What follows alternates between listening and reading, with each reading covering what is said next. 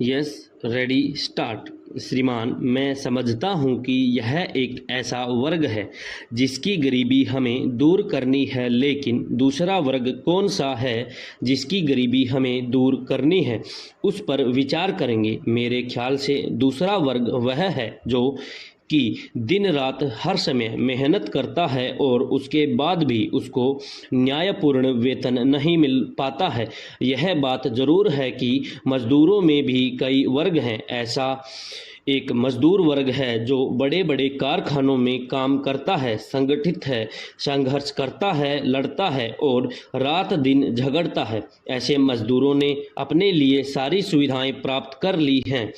कई कारखानों पर ऐसे मजदूर को 2 दिन 100 रुपये महीना वेतन मिलता है, लेकिन बीड़ी मजदूर के साथ ही एक दूसरा मजदूर भी है जिसे एक दिन 10 या 12 दिन काम करने के बाद भी 200 रुपये या 300 रुपये भी नहीं मिलते हैं।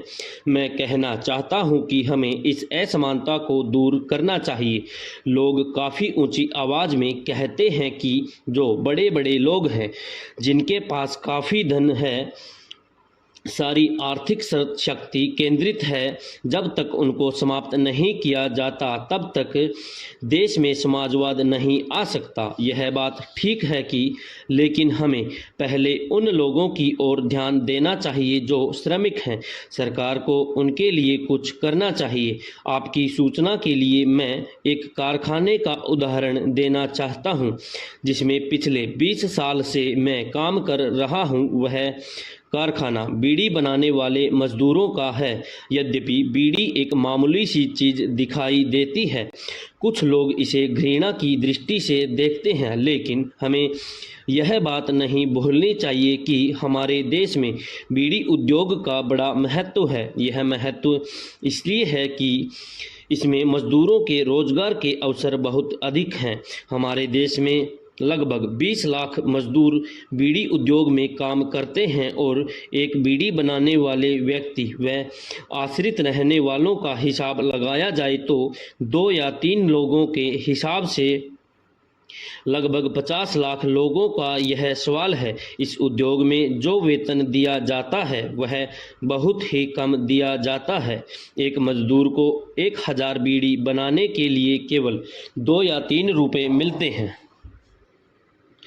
अध्यक्ष महोदय, सबसे पहले मैं 2-3 बातों के बारे में कहना चाहता हूं जो कि सदन में कही गई हैं और जिनका अभी तक हमें मंत्री जी से कोई उत्तर नहीं मिला है। यहाँ तक यातायात का सवाल है। वाहनों के द्वारा ही हमारी उन्नति हो सकती है और वाहनों के द्वारा ही हम प्रगति कर सकते हैं, लेकिन यह सरकार उसकी जितनी उपेक्षा कर रही है उतनी शायद दूसरे कामों की नहीं कर रही है। मैं पहले यह स्पष्ट कर दूं कि हमारा दृष्टिकोण प्रशंसा करने का नहीं होता, हमारा दृष्टिकोण आलोचना का होता है। जो गलतियां हैं उन्हें मैं बताने की कोशिश करूंगा, जो गुण हैं उन्हें तो दूसरी पार्टी के लोग बताएंगे। ऐसी प्रथा है।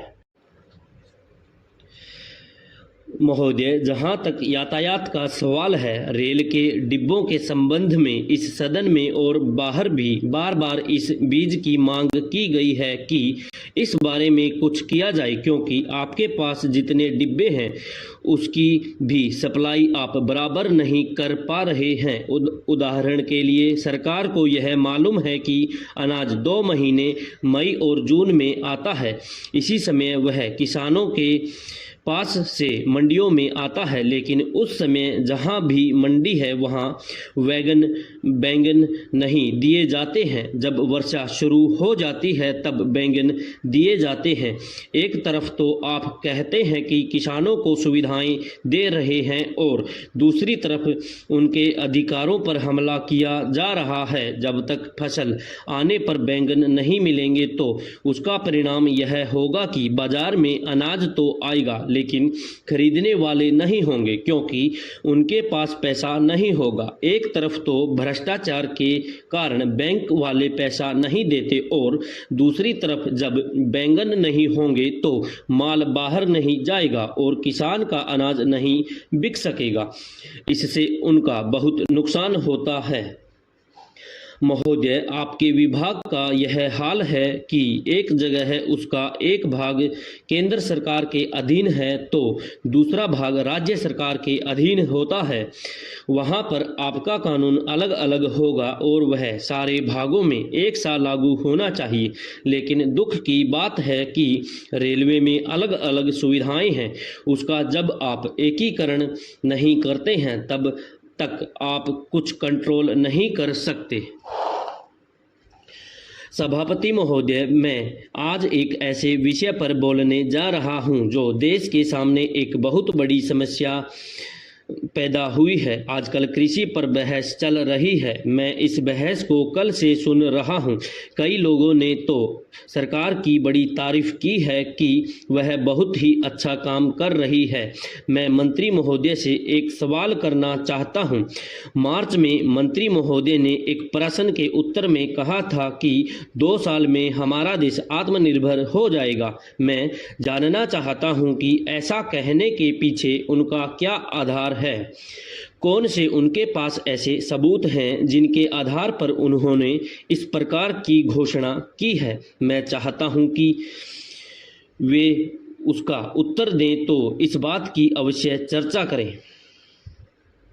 सभापति महोदय, आप जानते हैं कि इस देश में 80% लोग खेती करते हैं और उसके बाद भी आज हमारे देश का सम्मान दूसरे देशों में बिल्कुल नहीं है। आज हम दूसरे देशों में भिखारियों के नाम से पुकारे जाते हैं।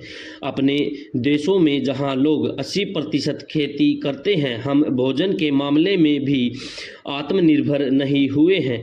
इसके कुछ कारण हैं। जिस समय देश स्वतंत्र हुआ उसी समय से इस सरकार ने कुछ गलतियां की हैं, जिसका परिणाम यह है कि आज 30 साल के बाद भी हम आत्मनिर्भर नहीं हो सके हैं। इसका सबसे बड़ा कारण यह है कि अपने देश में पहला स्थान खेती को न देकर उद्योग को दिया है। उद्योग हमारे देश के लोगों की जीविका का मुख्य साधन नहीं हो सकता है। भोजन की समस्या के हल के लिए जिन चीज़ों की आवश्यकता है उसकी ओर हमें ध्यान देना चाहिए। सबसे पहले पानी की आवश्यकता है। मैं समझता हूँ कि देश में सिंचाई पर अधिक जोर दिया जाना चाहिए और सिंचाई तथा खाद्य मंत्री एक होना चाहिए। यह मेरी मांग है। पानी के बाद खेती के लिए खाद भी आवश्यक है। खाद का दूसरा स्थान हो सकता है। आज देश में खाद की बात काफ़ी जोर देकर कही जाती है। यह कहा जाता है कि उपज को बढ़ाने के लिए खाद की आवश्यकता है। बिना खाद की उपज बढ़ ही नहीं सकती है, किंतु खाद कहाँ तक उपज को बढ़ा सकेगी, यह भी सोचने की बात है।